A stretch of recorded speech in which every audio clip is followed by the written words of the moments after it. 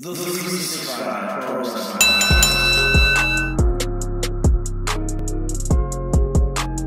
365 Nation, it is episode number 63 of the 365 Pro Wrestling Podcast, and today's guest is none other than Nolan James. Now, me and Nolan James, the Island Crusader himself, have tons of history, and I've got a ton of questions for him, but you're going to have to wait until the next Nolan James episode, because this one features Miss Mandy Monroe talking to him. So check it out, enjoy, let us know what you think, leave your comments. I can't wait to hear them all. The 365 Pros. Hi, Miss Mandy here for 365 Wrestling. I'm here with Nolan James today. Nolan, how's it going? Amazing. Oh, it's so good. I had a very delightful weekend here in Campbell River. Now I'm here hanging out at Unveiling Toys in Campbell River. Talley Plaza. Anyone who's listening to this, you should check out Unveiling Toys. It's a great place. And you never know what wrestlers are going to make a cameo here. It's true. So, what got you into wrestling? Into watching wrestling? Yeah, originally into wrestling. I kind of, I was a little bit into wrestling as a kid because, we lived in Canada and Bret Hart would be, on the news and stuff like that. I watched a little bit, and then as I kind of got older, 12 or 13, I just got addicted. I suddenly, there was a while there, the Attitude Era was going hot, and everyone was into wrestling, and I didn't really care. And then one day I was like, oh, this is amazing. I started watching one summer, and then I was cool like everybody else watching wrestling. And then after 6 months that I was in, everyone was out. Everyone at school, they weren't watching anymore, and I was that nerdy guy that was watching wrestling. You were already hooked. And yeah, I was stuck on it. There's no help for you. I don't know if that answered my question, what got me into it. I think it was just the characters and the action. At the time, this is embarrassing to admit now, but I was a big fan of The Rock.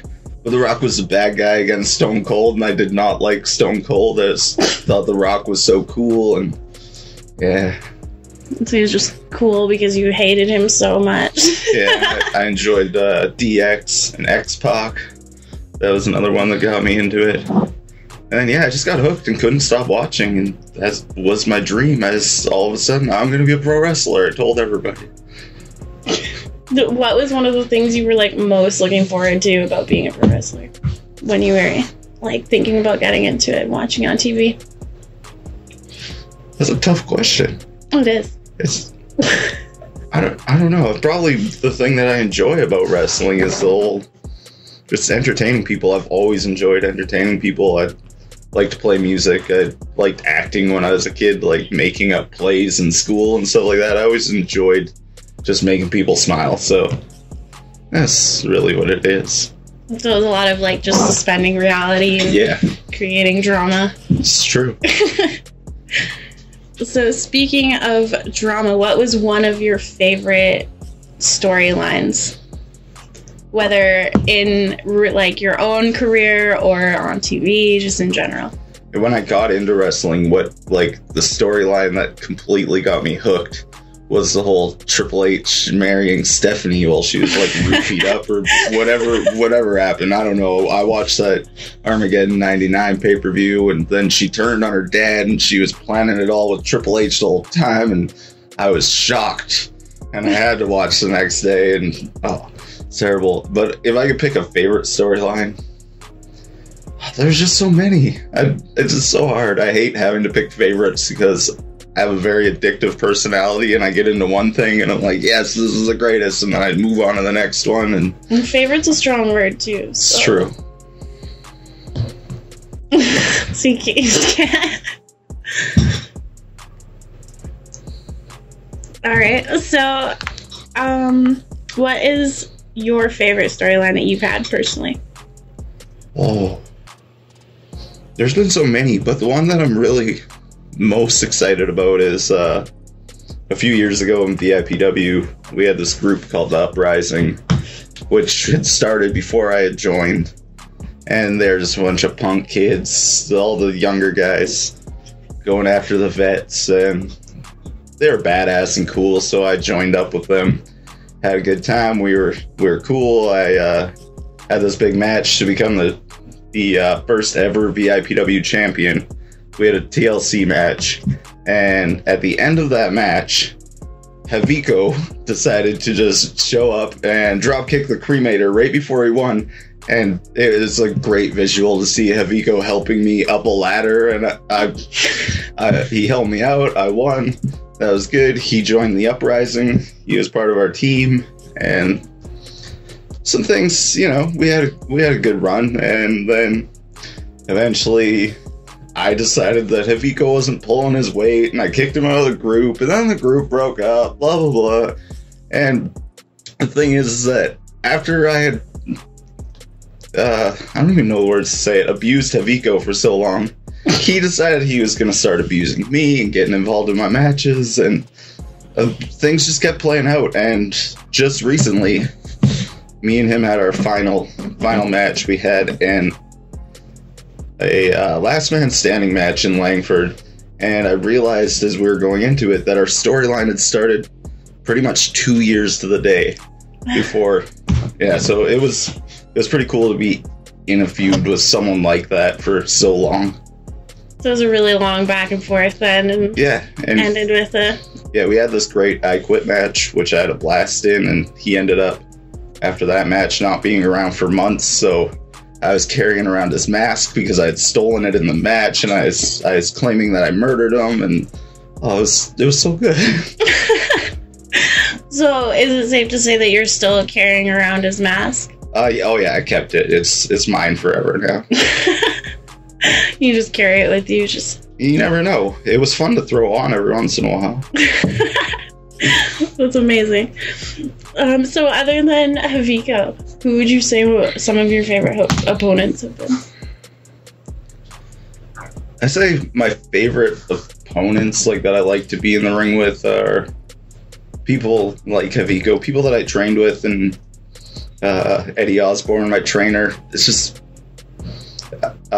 Judas Icarus is one where me and him just seem to be like on the same wavelength when we're in the ring together. Like I could go to call something to him and he's already doing it, and vice versa. So I enjoy working with Judas Icarus with Eddie Osborne because, full disclosure, me and Eddie Osborne are kind of friends. So we go out there and we have fun, and it's fun to be able to just go out carefree and know that you're gonna have a good match. Yeah, makes it easy and enjoyable. Yeah, not up there freaking out. Yeah. So what is one of the worst wrestling experiences you've ever had? Okay, so this one time, it was one of my very first matches. Sounds like this is gonna be the worst part, but it wasn't. It was fun. I was a masked wrestler at the time from Mexico, and there was this lady wrestler named Violet who wanted a women's championship match from Rhea Von Slasher. So Rhea said, "Hey, if you can beat an opponent of my choosing, I'll give you a title shot." So then she made me put on a sports bra, and I came out in my lucha mask, and I had to be a girl, and it was okay. We had some fun, and then at the end of the match, the girl climbs up to the top rope, and she's gonna hit me with this huge drop kick. So I'm ready for it. Here we go. It's probably the first drop kick I ever ate, and here we go. I'm all ready for it, and somehow she jumped from the top rope, kicked me right in the dick, and it was a very terrible time. That is a terrible match, and your first women's match you got dick kicked. True. And then I say the other one, it happened recently, and it's the same injury.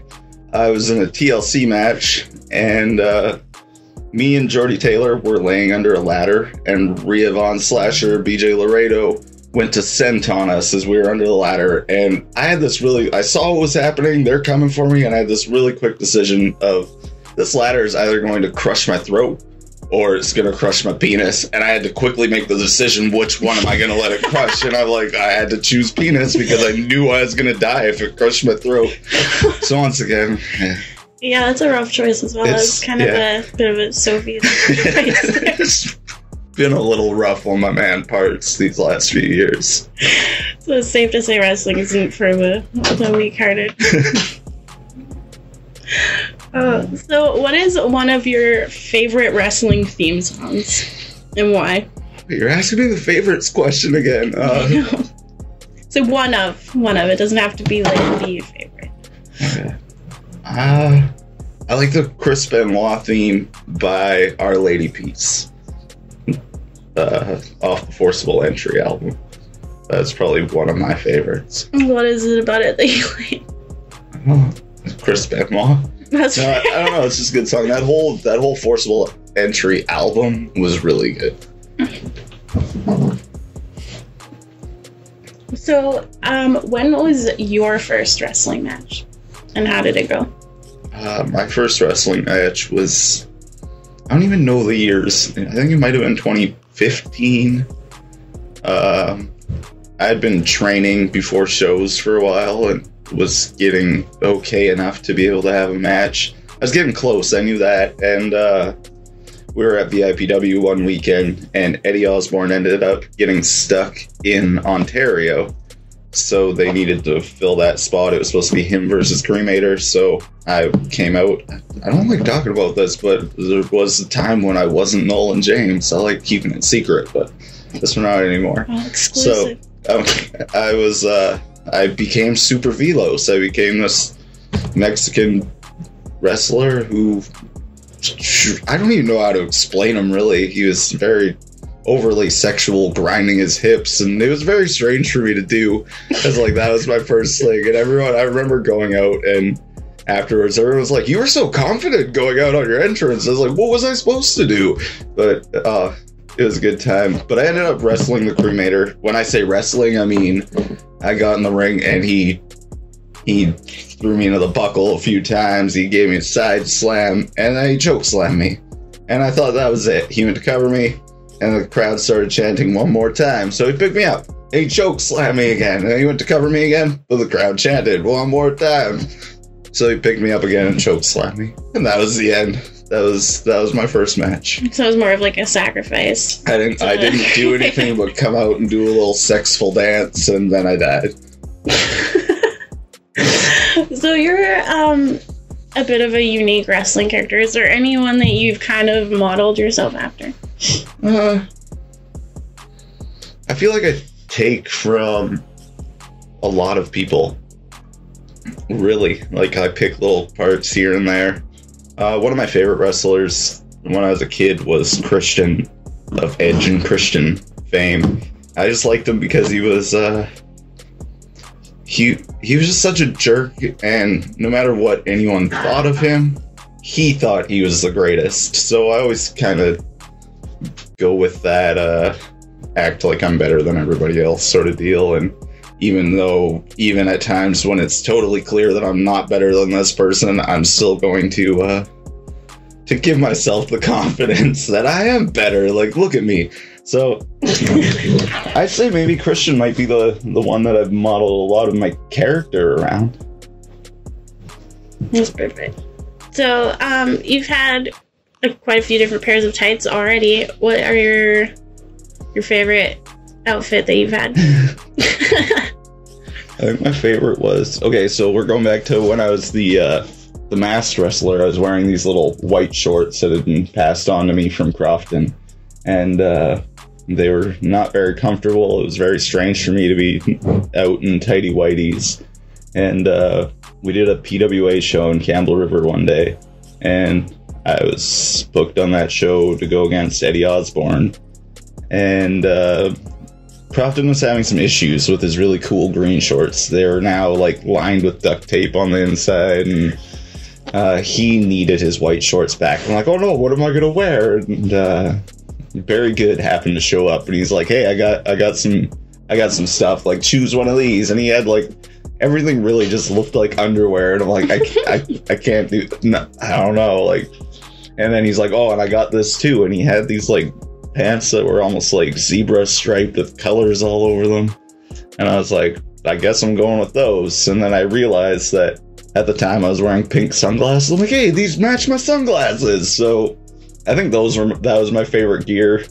I don't think that's like my favorite is in, like, I don't think I'll wear it again, but at the time, like, that was pretty fun to be wearing ridiculous clothes and just to be wrestling as that ridiculous person, because that's who I felt like I was, but I didn't really plan on ever appearing that way. So you wouldn't do it again, but it was a happy surprise. And you never know. You never know. I would, like Justin Bieber says, never say never. They might come back. So speaking of never say never, who would you love to have a match with that you haven't yet? Oh, no. This is so many questions. So locally, I've had, since I started wrestling, I've kind of had a list of the people that I wanted to work with who kind of like sort of helped me out when I first started with training and stuff. So, and all the guys that I really looked up to in the area. So I pretty much knocked everyone off of that list. And even the people that I've added, I've had put on that list. So right now, like, the person who has eluded me the most is Billy Swade. So I'd very much like to work with Billy Swade. Ladies' Choice is around sometimes. I'd really like to work with him because I watched him when I was a kid. There's so many people, and there's so many new guys that they're doing good, and I'm like, I want some of that. So what was one of the opponents that you had that surprised you most in the ring? What do you mean by surprised? Like, just kind of wasn't exactly what you were expecting in the ring going into it. God, I feel like everyone, there's certain people surprise me just with little things, like, and I can't even think who at the moment, but little things is kind of cool when you get and you kind of like make a plan what you think you're gonna do in your match, and then all of a sudden they just start calling stuff to you and it starts working, and so you're calling stuff back. Always, one thing I liked, I guess, one is Crofton. I guess he surprised me maybe the first time I wrestled him, but I feel like I was so green that it didn't register. But I always forget when I wrestle Crofton that he likes to just start making stuff up in the chain in the beginning of the match, and it always just ends up being fun. You're out of questions. Okay, well, I have a question for you. Oh no. If you were a sandwich, what kind of sandwich would you be? That's an easy question. I would be black forest ham with Havarti cheese on a whole wheat ciabatta bun. With spinach and kale. Sounds delicious. Just for anyone listening, she asked me this question off the record, and I told her I would be a bacon sandwich. Just straight bacon. Yeah. No bread. No bread. The bun is made of bacon. Oh, it was a pleasure having you for the interview. It has been awesome doing this. I've been waiting for my chance, and now I just feel like I blew it because you asked me so many questions about what my favorite thing was, and I was like, oh no, I can't pick favorites. It's challenging. I feel like maybe I should make a list of all my favorite things so I can name it off the top of my head. Like, people ask me what my favorite movie is, and I just can't do it. It changes. So it's safe to say going forward you're going to be spending a lot more time getting to know yourself? I'm not looking forward to it, but I think it's got to happen. Well, we're looking forward to hearing more from Nolan James in the future.